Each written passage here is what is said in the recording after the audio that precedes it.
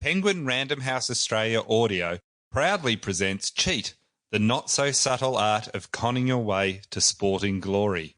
Written by Titus O'Reily, narrated by Titus O'Reily. All rights reserved. Introduction. The conditions for cheating. For life to exist, it's assumed you need water, an energy source like the sun, and carbon, hydrogen, oxygen, and nitrogen. This doesn't mean life will exist, but the requisite conditions are there. The conditions for cheating to occur are far simpler. You only need two ingredients, something to compete over, and humans. That's it. The sport doesn't matter, the country is irrelevant, glory or money aren't needed, the gender of the participants makes no difference. Humans and a chance to win. It's that simple. So it follows that wherever there's sport, there's cheating.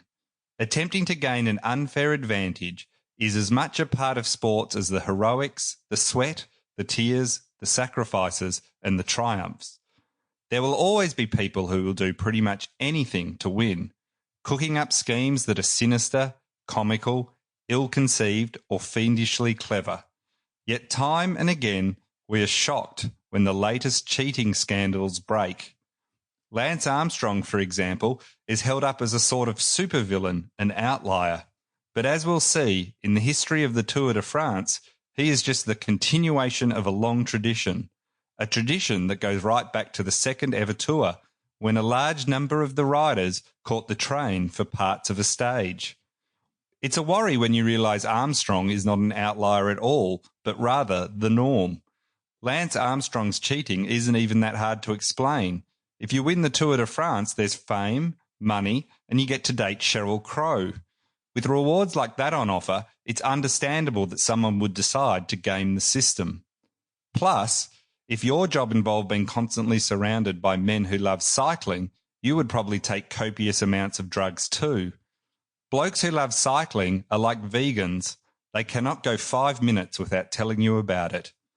I worked with a guy once who every single painful Monday morning insisted on telling me about his Saturday morning ride. He'd tell me in great detail how he'd beaten some personal best time and, much like I imagined Lance Armstrong did, I'd think, man, I wish I was on some powerful drugs right now. As he droned on, my dead eyes would have been a clue to my level of interest, but apparently that was too subtle for him. But humans don't even need powerful incentives to cheat. Being social creatures, we crave the approval of our peers. We want to be... Sample complete.